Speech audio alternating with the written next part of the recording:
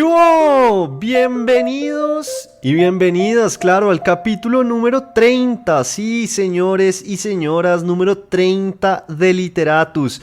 Yo no sé, destapen la cerveza o una copita de champaña o un vino. O si usted es abstemio, pues qué importa, celebre conmigo con un vaso de agua.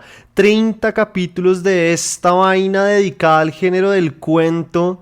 Pues en este proyecto en el que hemos hablado de García Márquez, de Lucía Berlín, de Elena Garro, de Virginia Woolf, Cortázar, Juan Rulfo, y en los que he entrevistado autores colombianos como David Eufrasio Guzmán y al mismísimo Luis Miguel Rivas, y claro, a María Fernanda Ampuero.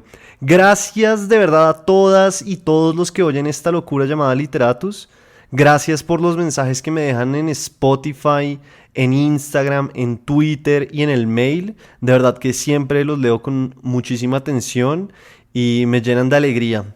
Pero bueno, como saben, mi nombre es Federico Baraya Galán, o el man de los cuentos. Y hoy el autor para celebrar fue fumador, flaco. Dicen que por el tratamiento al que se sometió para luchar contra el cáncer de estómago que sufrió por allá en 1970, y era fanático del boxeo, del fútbol, de la música clásica, un personaje que para escribir necesitaba fumar y, sobre todas las cosas, un enorme y excelso cuentista. Hablo de Julio Ramón Ribeiro. Bienvenidos y bienvenidas.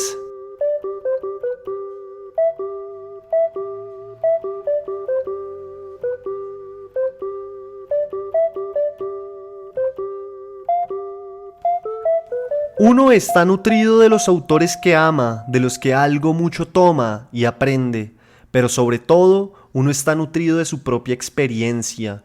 Oiga, estas fueron palabras del maestro Ribeiro en su Decálogo del Cuentista, que usted encuentra en internet de forma muy fácil y que tiene 10 consignas que iré dejando a medida de que vaya avanzando el capítulo. Pero bueno, empecemos con la primera, que dice: el cuento debe contar una historia, no hay cuento sin historia.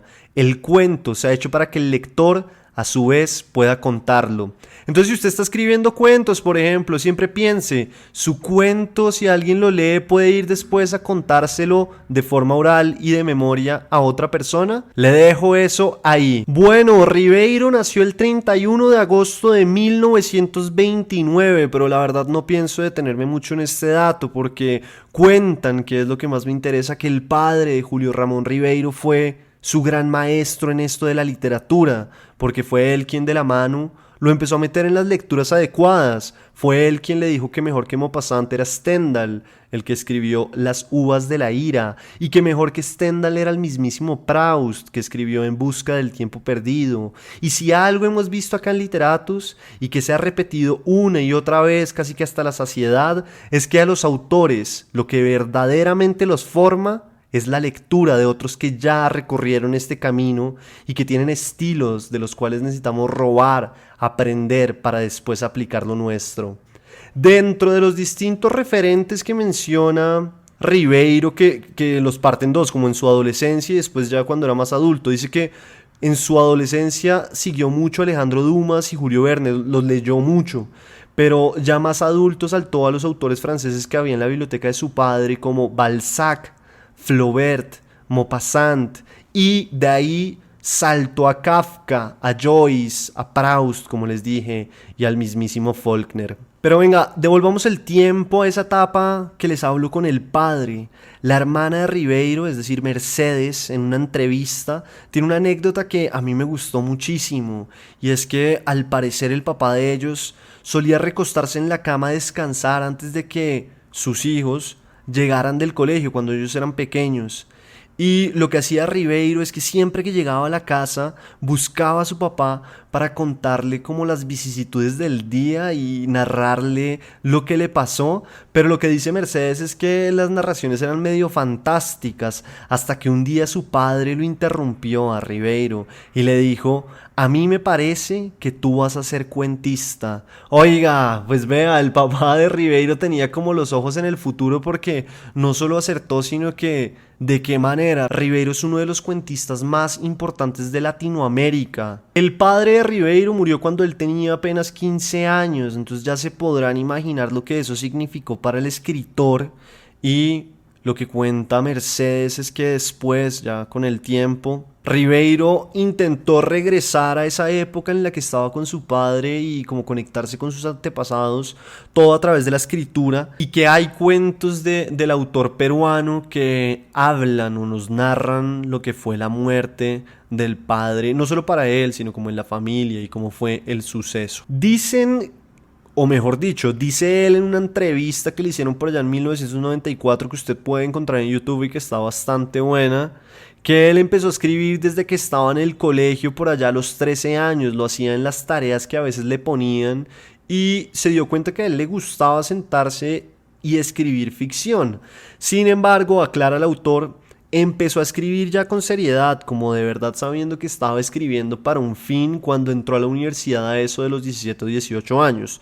Todo esto las ganas de escribir fueron gracias a que conoció a otros jóvenes de la época que tenían una vocación literaria parecida a la de él, o un gusto, un interés, y de ahí se armó el grupo de amigos que lo acompañó en adelante y con el cual pues cruzaban lecturas, libros, escritos, y este grupo después se le conocería en Perú como la generación del 50. El segundo y tercer punto del decálogo, no se olvide que estamos hablando del decálogo del cuentista de Ribeiro, que tiene 10 puntos y yo los voy a ir dando a través del capítulo. Bueno, el segundo y el tercero dicen lo siguiente. El segundo dice: la historia del cuento puede ser real o inventada. Si es real debe parecer inventada, y si es inventada, real.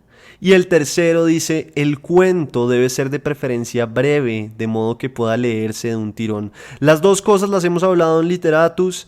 Siempre, o bueno, no siempre, pero casi siempre los autores parten de su realidad para construir ficción. Hay algunos que, claro, que inventan ficción y la hacen pasar como realidad, porque al final eso es escribir también, o eso es lo que se tiene que intentar, eso es lo que dice Ribeiro con el decálogo del cuentista. Y frente a la longitud, pues ya hemos hablado, el cuento tiene que ser conciso, tiene que contener todo en poco, no hay tiempo que perder, entonces siempre hay que estar dispuesto a quitar lo que nos sirve a favor de la historia. Bueno, para Alfredo Bryce, que es otro escritor peruano, dice él que el problema de Julio Ramón Ribeiro, o la razón por la cual el autor peruano se quedó por fuera del boom latinoamericano, del cual también hemos hablado acá en Literatus, en el que estaba García Márquez, estaba el mismo Vargas Llosa, que también es escritor peruano y que fue Nobel de Literatura, estaba Cortázar.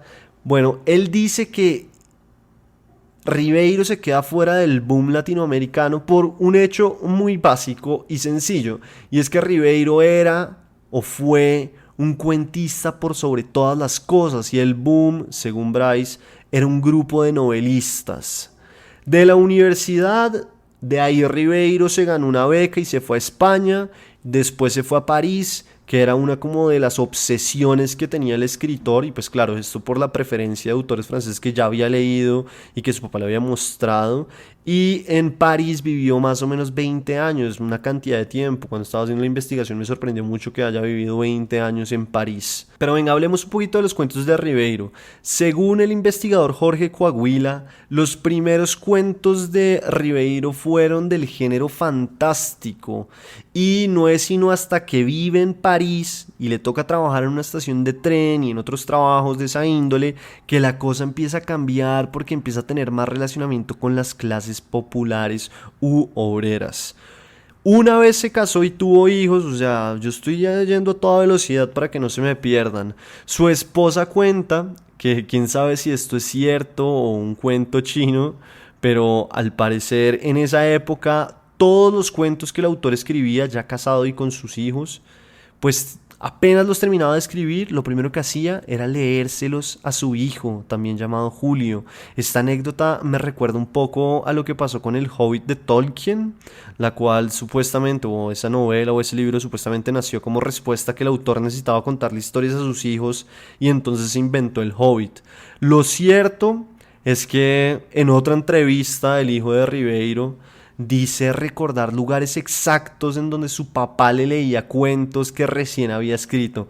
No, yo no sé ustedes, pero eso a mí me pareció una locura. Saber que uno fue el primero en oír esas versiones de cuentos que hoy en día son pues tan poderosos y tan importantes para la literatura de Sudamérica o de América Latina y del mundo. El cuarto y quinto punto del decálogo del escritor o del cuento, perdón, dice lo siguiente. El cuarto dice: la historia contada por el cuento debe entretener, conmover, intrigar o sorprender. Si todo ello junto, mejor. Si no logra ninguno de estos efectos, no existe como cuento. Y el quinto dice: el estilo del cuento debe ser directo, sencillo, sin ornamentos ni digresiones. Dejemos eso para la poesía o la novela. Entremos a hablar un poquito sobre el método de escritura de Julio Ramón Ribeiro. El autor dijo que, por ejemplo, sus personajes normalmente nacen de la observación de la realidad, de personas que ha visto, ha conocido, y después lo que hace es que coge un poco de allá, otro poco de acá, y así a punta de pedazos arma o armaba sus personajes. Y esto es una cita: yo no creo que tenga un solo personaje que sea inventado de pies a cabeza. Cuenta además que casi siempre ha sentido que él domina los personajes. Me gustó esa frase porque muchas veces uno oye autores que dicen que lo que más les gusta de escribir, o ese momento que sienten que están haciendo algo muy poderoso, es cuando los personajes se le empiezan a salir de las manos y empiezan a tomar decisiones propias. Yo, la verdad, eso me parece increíble porque ¿cómo pasa eso? Siempre me he preguntado, ¿cómo pasa eso que el personaje es tan real que empieza a tener vida y a tomar decisiones por encima de lo que el autor está intentando? El caso es que acá Ribeiro dice que a él eso no le pasaba porque él sentía que dominaba a los personajes y que él era el que decidía por ellos. Pero vean esto, que volviendo un poco a eso que él decía, que sus personajes un poco venían de características de allá, de acá y de todos lados. Bueno, Ribeiro cuenta que le ha pasado que se encuentra con personajes que él ha escrito. Y el ejemplo que da es el de un obrero que él había visto cuando era niño y el cual él en un cuento convierte en asesino. Entonces vean esto tan increíble: un día iba por la calle caminando y se cruzó con el obrero que iba en una bicicleta. Entonces el hombre se bajó, botó la bicicleta y Ribeiro pensó: acá fue, acá es donde me asesinan o me vienen a recriminar y me dicen que yo por qué estoy escribiendo sobre ellos, o bueno, quién sabe. Pero al contrario de eso, lo que pasó fue que el hombre lo empezó a abrazar y a felicitarlo porque había leído el cuento y le había parecido muy simpático. ¿Qué tal esa historia tan buena? Otro ejemplo de esto que también me llamó mucho la atención es en el cuento La Insignia.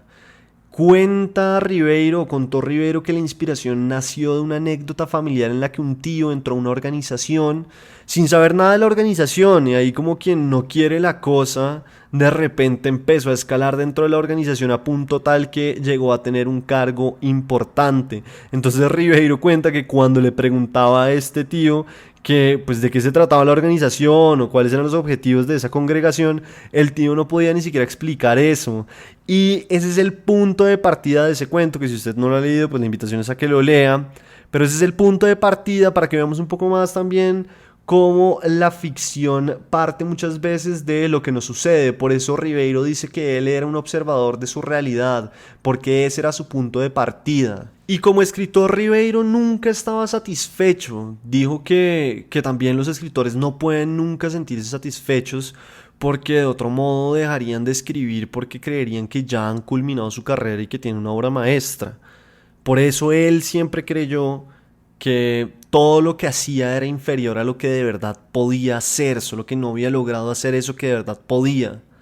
Esto va un poco de la mano con esa frase de Cortázar, que los autores siempre están a un libro de la obra maestra, como de ese libro que de verdad llevan por dentro, que va a cambiar todo, que pues sí, va a ser lo más importante de su obra. Pero a medida que se van acercando a ese libro o a esa obra maestra, también se van acercando a la muerte y nunca logran escribirlo porque a la final se mueren. Esto me trae al sexto y séptimo punto del decálogo del cuentista, que dice, el sexto dice, el cuento solo debe mostrar, no enseñar, de otro modo sería una moraleja. Este punto me parece muy bueno, sobre todo si usted no está metido en esto del género del cuento o en la escritura, porque muchas veces la gente piensa que los cuentos sí tienen que dejar moraleja o tienen que enseñar algo. Y esa es de las primeras cosas que uno tiene que entender cuando está escribiendo cuento, y yo creo que novela y cualquier obra que valga la pena. Es decir, si usted está escribiendo una moraleja, pues sí, tiene que dejar una enseñanza, pero en el arte o en la escritura de cuentos, no busque eso, no busque dejar enseñanzas, no busque adoctrinar al lector. Yo creo que la lectura tiene que ser también una conversación entre lo que uno está leyendo o a quien está leyendo y lo que uno va entendiendo. Y esa conversación tiene que despertar preguntas, posibles lecturas, puertas o recovecos distintos a los que uno creería, y no al final simplemente llevarse una enseñanza que el autor quería que uno tuviera. El séptimo dice, el cuento admite todas las técnicas: diálogo, monólogo, narración pura y simple, epístola, informe, collage de textos ajenos, etc., siempre y cuando la historia no se diluya y pueda el lector reducirla a su expresión oral. Oiga, dentro de la obra del autor, los libros que tal vez más se destacan o se destacaron son, para que los anote y si le dan ganas de leerlo, pues lo haga: Las botellas y los hombres, que salió en 1946, Los gallinazos sin pluma, que es de 1955, Los cautivos, que es de 1972, y Solo para fumadores, de 1987. En una entrevista que le hicieron antes de morir a Ribeiro, cuando ganó el premio Juan Rulfo en 1994, le dijo un periodista que lo único que haría ese premio en él era mejorar su autoestima. Y ese mismo año, es decir, el 4 de diciembre de 1994, Ribeiro se murió. Y con el octavo y el noveno punto del decálogo, pues vamos a pasar de una vez al cuento de hoy, que es el profesor suplente. Y el décimo punto se los dejo en el tintero para que vayan a buscar el decálogo y lo lean completo. El octavo punto dice, el cuento debe partir de situaciones en las que él o los personajes viven un conflicto que los obliga a tomar una decisión que pone en juego su destino. El noveno punto dice, en el cuento no deben haber tiempos muertos ni sobrar nada. Cada palabra es absolutamente imprescindible. Eso es un poco la vida de Julio Ramón Ribeiro. Obviamente hay mucho más tema, mucha más tela para cortar. Los cuentos de este peruano a mí me gustan y me sorprenden. La verdad, lo que más me gusta es que me sorprenden. Tiene una prosa también que me parece sencilla, y uno también se mete mucho dentro de el pensamiento del personaje, lo que piensa, lo que cree, lo que está imaginando. Y hay que entender que muchas veces la acción puede estar ahí, ¿no? Que es en lo que está pasando por dentro de los personajes. Cuando ustedes escriban o escriben, piensan en eso, piensan en qué está pasando dentro de sus personajes, cuáles son esos sentimientos que los están movilizando. Bueno, con Ribeiro uno puede ver mucho eso, y el cuento que les traigo hoy es un buen ejemplo de esto que les vengo hablando. Pero bueno, pues pasemos al cuento, que se llama El profesor suplente.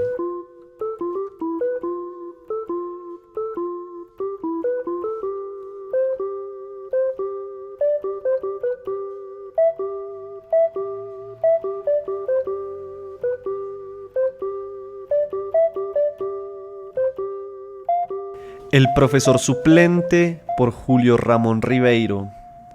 Hacia el atardecer, cuando Matías y su mujer sorbían un triste té y se quejaban de la miseria de la clase media, de la necesidad de tener que andar siempre con la camisa limpia, del precio de los transportes, de los aumentos de la ley, en fin, de lo que hablan a la hora del crepúsculo los matrimonios pobres, se escucharon en la puerta unos golpes estrepitosos, y cuando la abrieron, irrumpió el doctor Valencia, bastón en mano, sofocado por el cuello duro. «Mi querido Matías, vengo a darte una gran noticia. De ahora en adelante serás profesor. No me digas que no. Espera, como tengo que ausentarme unos meses del país, he decidido dejarte mis clases de historia en el colegio. No se trata de un gran puesto y los emolumentos no son grandiosos, pero es una magnífica ocasión para iniciarte en la enseñanza. Con el tiempo podrás conseguir otras horas de clase, se te abrirán las puertas de otros colegios. Quién sabe si podrás llegar a la universidad, eso depende de ti. Yo siempre te he tenido una gran confianza. Es injusto que un hombre de tu calidad, un hombre ilustrado, que ha cursado estudios superiores, tenga que ganarse la vida como cobrador. No, señor, eso no está bien. Soy el primero en reconocerlo. Tu puesto está en el magisterio. No lo pienses dos veces. En el acto llamó al director para decirle que ya ha encontrado un reemplazo. No hay tiempo que perder. Un taxi me espera en la puerta. Y abrázame, Matías. Dime que soy tu amigo. Antes de que Matías tuviera tiempo de emitir su opinión, el doctor Valencia había llamado al colegio, había hablado con el director, había abrazado por cuarta vez a su amigo y había partido como un celaje, sin quitarse siquiera el sombrero. Durante unos minutos, Matías quedó pensativo, acariciando esa bella calva que hacía las delicias de los niños y el terror de las amas de casa. Con un gesto enérgico impidió que su mujer intercale un comentario y, silenciosamente, se acercó al aparador, se sirvió del oporto reservado a las visitas y lo paladeó sin prisa, luego de haberlo observado contra luz de la farola. «Todo esto no me sorprende», dijo al fin. «Un hombre de mi calidad no podía quedar sepultado en el olvido». Después de la cena, se encerró en el comedor, se hizo llevar una cafetera, desempolvó sus viejos textos de estudio y ordenó a su mujer que nadie lo interrumpiera, ni siquiera Baltasar y Luciano, sus colegas del trabajo, con quienes acostumbraba a reunirse por las noches para jugar a las cartas y hacer chistes, procaces contra sus patrones de la oficina. A las 10 de la mañana, Matías abandonaba su departamento, la lección inaugural bien aprendida, rechazando con un poco de impaciencia la solicitud de su mujer, quien lo seguía por el corredor de la quinta, quitándole las últimas pelucillas de su terno de ceremonia. «No te olvides de poner la tarjeta en la puerta», recomendó Matías antes de partir. «Que se lea bien, Matías Palomino, profesor de historia». En el camino, se entretuvo repasando mentalmente los párrafos de su lección. Durante la noche anterior no había podido evitar un temblorcito de gozo cuando, para designar a Luis XVI, había descubierto el epíteto de Hidra. El epíteto pertenecía al siglo XIX y había caído un poco en desuso, pero Matías, por su porte y sus lecturas, seguía perteneciendo al siglo XIX y su inteligencia, por donde se le mirara, era una inteligencia en desuso. Desde hacía 12 años, cuando por 2 veces consecutivas fue aplazado en el examen de bachillerato, no había vuelto a hojear un solo libro de estudios ni a someterse a una sola cogitación al apetito un poco lánguido de su espíritu. Él siempre achacó sus fracasos académicos a la malevolencia del jurado y a esa especie de amnesia repentina que lo asaltaba sin remisión cada vez que tenía que poner en evidencia sus conocimientos. Pero si no había podido optar por el título de abogado, había elegido la prosa y el corbatín del notario. Si no por ciencia, al menos por apariencia, quedaba siempre de los límites de la profesión. Cuando llegó ante la fachada del colegio, se sobreparó en seco y quedó un poco perplejo. El gran reloj del frontis le indicó que llevaba un adelanto de 10 minutos. Ser demasiado puntual le pareció poco elegante y resolvió que bien valía la pena caminar hasta la esquina.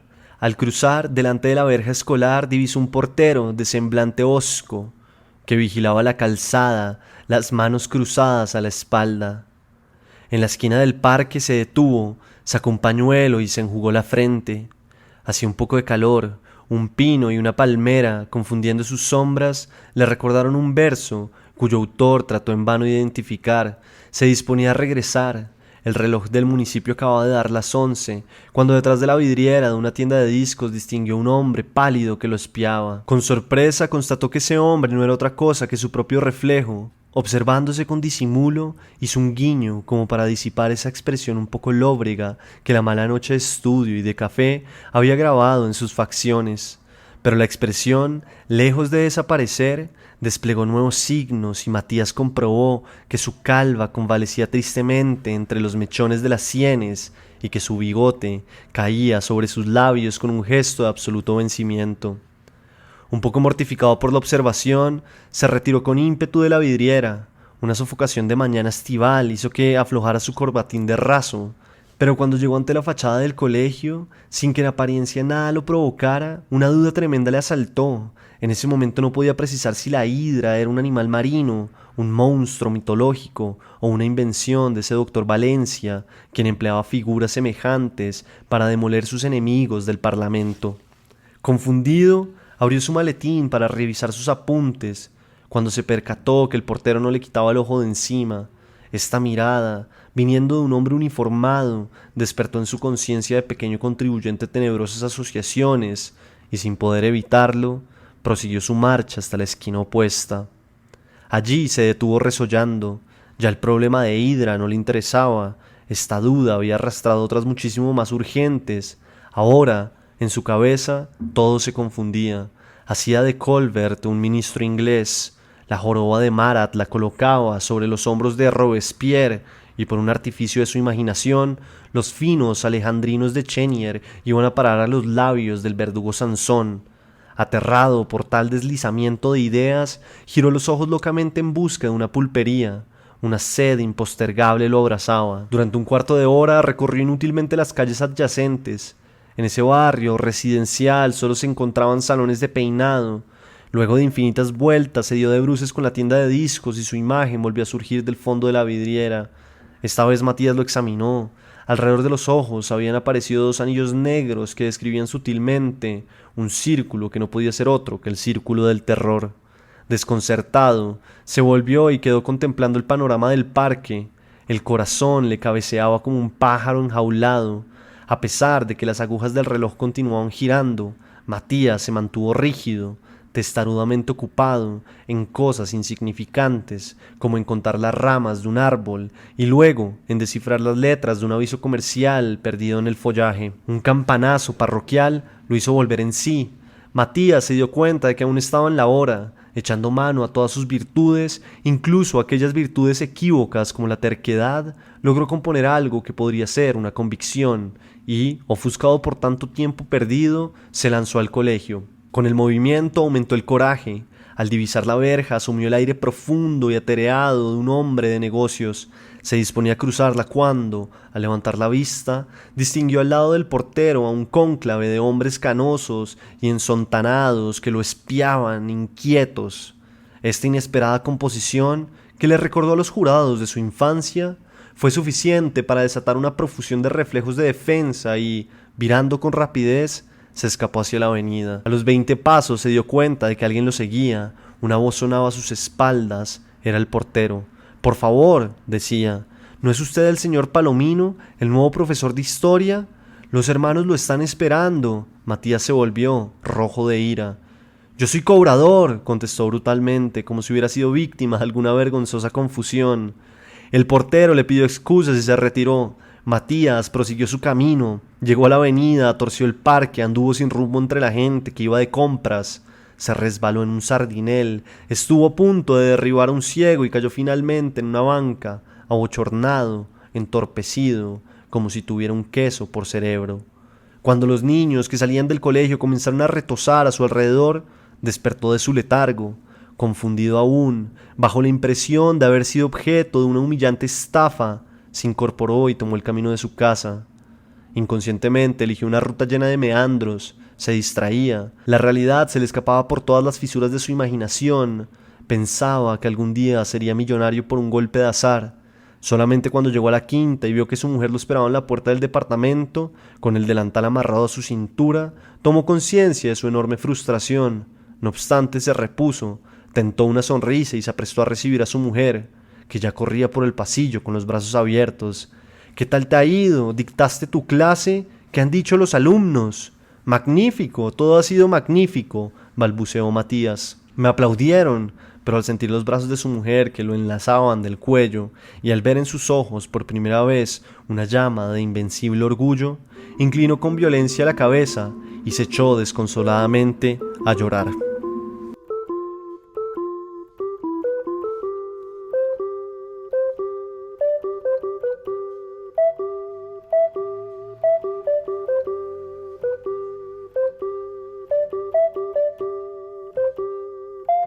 En este capítulo número 30 de Literatus, el autor invitado fue el peruano Julio Ramón Ribeiro, maestro del género del cuento, y el relato leído fue el profesor suplente. Mi nombre es Federico Baraya Galán, o el man de los cuentos, y si ya llegaron hasta acá, pues los invito a que me dejen un comentario sobre el capítulo acá en Spotify y que me sigan también, ya sea aquí o en Instagram, que me encuentran como federico.baraya, o en Twitter como Federico Baraya. Nos oímos en el próximo capítulo.